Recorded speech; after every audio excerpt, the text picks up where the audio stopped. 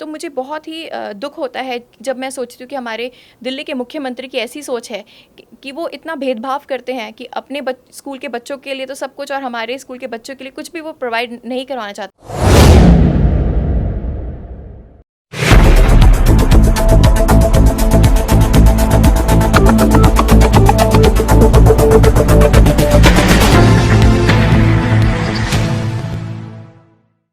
नमस्कार, मैं अब्दुल बासित, आप देख रहे हैं लास्ट लाइन न्यूज़। आज हम बैठे हुए हैं गरिमा गुप्ता जी के पास, जो कि चेयरपर्सन हैं education committee north Delhi municipal corporation की।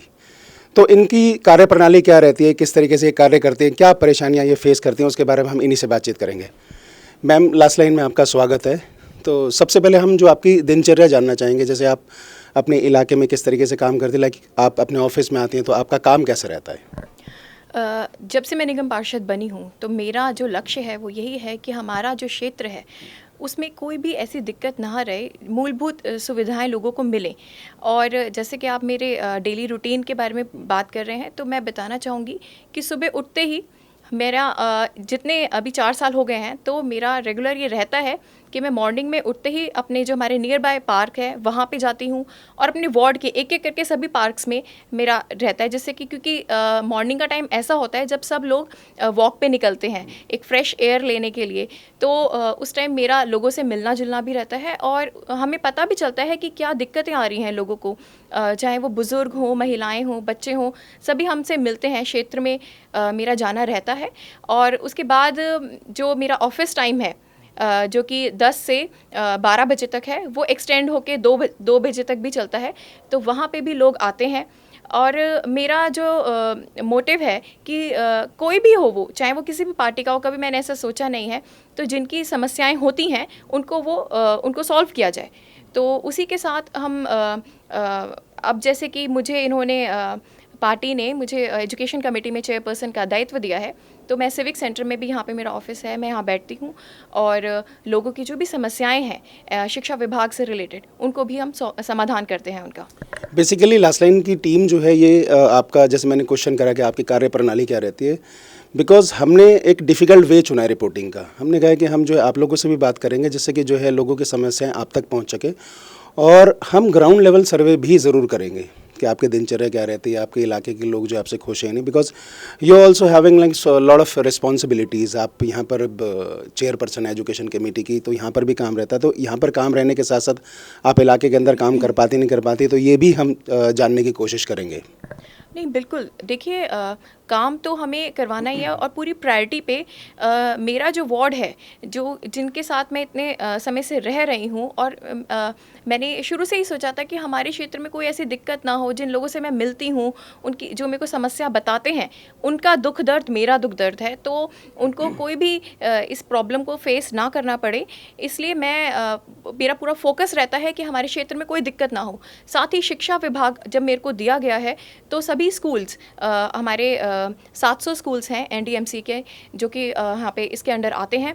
तो इसमें भी जो भी स्कूल्स में दिक्कतें होती हैं दूसरे वार्ड्स में भी, उनको भी हम दूर करने की कोशिश करते हैं। हमारा लक्ष्य है कि जो एजुकेशन है वो अच्छे से चले, उसमें कोई रुकावट ना आए, बच्चों की एजुकेशन सुचारू रूप से चले।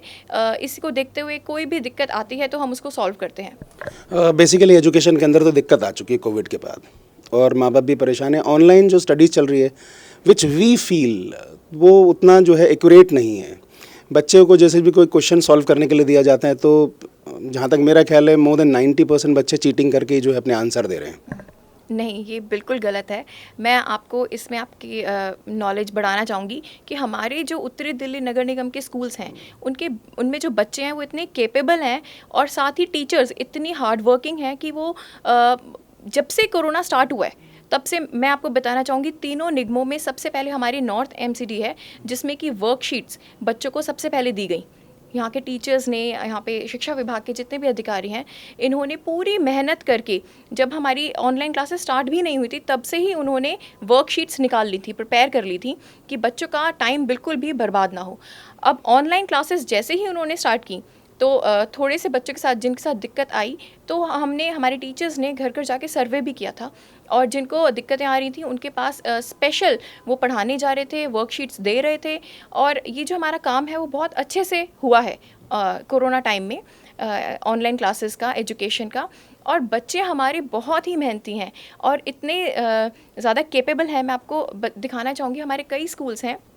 जैसे कि कल मैं एक स्कूल में गई थी, गुलाबी बाग का स्कूल है वो, उत्कृष्ट। तो वहाँ पे हमने देखा कि बच्चों ने डिस्पोज, जो हमारा वेस्ट मटेरियल होता है, उसका कैसे उन्होंने सदुपयोग करके उसको इतना सुंदर उससे चीज़ें बनाई हैं। मतलब उनकी प्रतिभा उसमें आप देख सकते हैं। मेरे साथ कल मेयर साहब भी थे, तो हमने वो एक बहुत ही अच्छा एग्जीबिशन की तरह उन्होंने दिखाया था। वहाँ के टीचर्स ने, उन्होंने भी बहुत मेहनत की।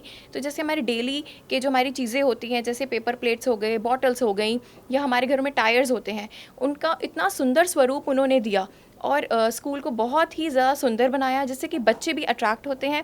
बच्चों का मन करता है कि वो स्कूल जा रहे हैं। और सिर्फ एक पढ़ाई का ये नहीं कि हमें बस पढ़ना है जो कि उन पे लादा जा रहा है, बल्कि एक प्लेवे मेथड के थ्रू उनको पढ़ाया जाता है। तो हमारे बच्चे बहुत ही ज़्यादा हार्ड वर्किंग हैं, सिंसियर हैं, टैलेंटेड हैं, मैं कहना चाहूँगी। मतलब उन्होंने एक तरीके से आप कहना चाहिए बेस्ट आउट ऑफ वेस्ट उन्होंने उसमें से बनाया। अच्छा, वन मोर क्वेश्चन, अभी बड़े बच्चों के लिए स्कूल खोले हैं, छोटे बच्चों के लिए नहीं खोले, तो ये कब तक प्रोग्राम है कि छोटे बच्चों के लिए स्कूल खुल जाएंगे? देखिए, हमारे स्कूल में जो बच्चे हैं उनकी एज काफ़ी छोटी है, वो छोटे बच्चे हैं। तो उनके लिए जब तक सेफ़ एनवायरनमेंट नहीं हो जाता, तब तक हम नहीं वो करेंगे कि स्कूल्स खोले जाएं। और जैसे गाइडलाइंस आएंगी केंद्र से, तो हम उसको भी फॉलो करेंगे। मगर अभी तो जैसे आपको पता है कि कोरोना के केसेस बढ़ रहे हैं, तो अभी इसलिए हमने स्कूल्स अभी बंद ही रखे हैं। अच्छा, एक आरोप प्रत्यारोप जो है वो चलते रहते हैं सरकारों में। निगम ने जो है एक बहुत बड़ा आरोप लगाया है कि 13,000 करोड़ एंड देन उसके बाद 26,000 करोड़, तो उसमें कुछ चीज़ सॉर्ट आउट हुई अरविंद केजरीवाल जी के साथ? नहीं, कुछ सॉर्ट आउट नहीं हुआ है, बल्कि मुझे तो हमें बहुत ही ज़्यादा दुख होता है कि जब वो सिर्फ अपने दिल्ली सरकार के बारे में ही सोचते हैं, उनके स्कूल्स के बारे में सोचते हैं और निगम के बारे में सोचते ही नहीं हैं। निगम के चाहे वो कर्मचारी हों, टीचर्स हों, डॉक्टर्स हों, जो भी काम कर रहे हैं, तो उनका वेतन रुक गया है क्योंकि उन्होंने हमारे फंड्स रिलीज़ नहीं किए हैं। साथ ही मैं बताना चाहूँगी, शिक्षा विभाग में जो इतना पैसा आता है एजुकेशन का, बच्चों की पढ़ाई के लिए, उसमें से एक पैसा नहीं आया है। चाहे वो right to education, free compulsory education जो होती है, उसमें आता है, उसमें 0 रुपीज़ आए हैं। और कैपिटल में और जनरल एजुकेशन में जो 20 करोड़ का आता है फ़ंड, उसमें भी एक पैसा तक नहीं आया। तो मुझे बहुत ही दुख होता है जब मैं सोचती हूँ कि हमारे दिल्ली के मुख्यमंत्री की ऐसी सोच है कि वो इतना भेदभाव करते हैं कि अपने स्कूल के बच्चों के लिए तो सब कुछ, और हमारे स्कूल के बच्चों के लिए कुछ भी वो प्रोवाइड नहीं करवाना चाहते हैं। मैं उनसे कहना चाहूँगी कि ये जो राजनीति है, ये बच्चों के साथ ना करें। उन्होंने अभी अपना बजट भी निकाला और बजट में उन्होंने काफ़ी करोड़ रुपए शिक्षा के लिए इधर उधर किया, मगर निगम को उन्होंने कुछ नहीं दिया, कि बहुत ही दुखद है। अच्छा, कोरोना काल में आप जो है बहुत ज़्यादा एक्टिव रही, जैसे हमने आपको फॉलो भी करा और नोट भी करा। आपने कुछ काढ़े की जो है वो पैकेट वगैरह बांटे, तो ये ख्याल आपको कैसा है, like you know about medicine also? देखिए, जो हमारे यशस्वी प्रधानमंत्री आदरणीय नरेंद्र मोदी जी, जो कि अपने आप को स्वयं सेवक मानते हैं और देश की सेवा करते हैं, तो उनके ही पद चिन्हों पे हम सब चल रहे हैं। भारतीय जनता पार्टी का एक एक कार्यकर्ता, हम उनको फॉलो करते हैं, क्योंकि वो देश को के विकास में कार्य कर रहे हैं, देश को कैसे आगे बढ़ाया जाए। और हाँ, ये जो विपदा आई है पूरे देश में कोरोना की, इसको हम सभी को मिलकर इस पे कंट्रोल कर सकते हैं, जब हम सब मिलके करेंगे। तो आपको पता है कि ऐसे समय में लोगों की आर्थिक स्थिति बहुत ज़्यादा ख़राब हो गई थी, तो ऐसे में हम सबका फ़र्ज़ बनता है कि हम लोगों की मदद करें। और एज अ जनप्रतिनिधि, तो मेरे दिल में, मैंने आपको शुरू में बताया कि मैं शुरू से ही था कि कैसे ज़रूरतमंदों की मदद की जाए, उनको कैसे किस तरह हम हेल्प प्रोवाइड करवा सकते हैं। तो ऐसे टाइम में हमने जो मास्क हैं और सैनिटाइज़र्स हैं, काढ़ा है, जो कि बहुत ज़रूरत है इस समय पे, तो हमने इसका वितरण करवाया। साथ ही राशन किट्स वगैरह का भी वितरण किया, और घर घर जाके लोगों को हमने देखा कि कोई दिक्कत तो नहीं हो रही। और पूरे वार्ड में हमने सैनिटाइजेशन पूरे कॉन्टीन्यूसली चलता रहा उस टाइम। तो ऐसे हमने कार्यक्रम करवाते रहे हैं और लोगों को ऐसी फैसिलिटीज़ प्रोवाइड करवाई हमने। अच्छा, अब जनता की तरफ से एक आखिरी क्वेश्चन आपसे। कोरोना की वजह से स्कूल बंद हुए, छोटे छोटे बच्चों के लिए आपने स्कूल खोले नहीं हैं, माँ बाप बहुत ज़्यादा परेशान हैं, तो उनको सांत्वना देने के लिए आपके पास क्या वर्ड्स हैं? देखिए, हमारे बच्चे सबसे पहले सेफ़ होने चाहिए। तो मैं उनको बोलना चाहूँगी, पेरेंट्स को, सभी चाहते हैं कि इस समय अब स्कूल्स खुल जाएं, मगर एक सेफ़ एनवायरनमेंट बहुत ज़रूरी है बच्चों के लिए, तभी हम अपने बच्चों को घर से बाहर निकालेंगे। और जैसे कि आपको पता है कि माता पिता तो बच्चों को जीवन देते हैं, और जो जीवन जीने की कला है वो हमें शिक्षक ही सिखाते हैं, और शिक्षकों को पूरा है कि हमें बच्चों को अच्छी से अच्छी एजुकेशन देनी है। तो जैसे ही ये हमें लगेगा कि कोरोना पे कंट्रोल अब हो गया है, बिल्कुल केसेस कम हो गए हैं और उनके लिए सेफ़ एनवायरनमेंट हो गया है, तो हम ये स्कूल्स ओपन कर देंगे। चलिए, थैंक्स अ लॉट। आपने लास्ट लाइन के सामने अपने विचार रखे, बहुत बहुत धन्यवाद। Thank you.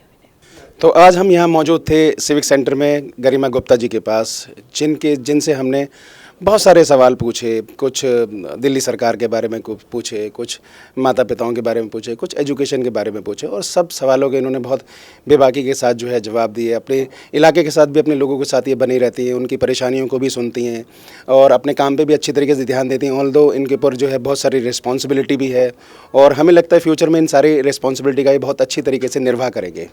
आज के लिए बस इतना ही। मैं कैमरामैन मुन्ना के साथ में Abdul Basit, last line news, Delhi.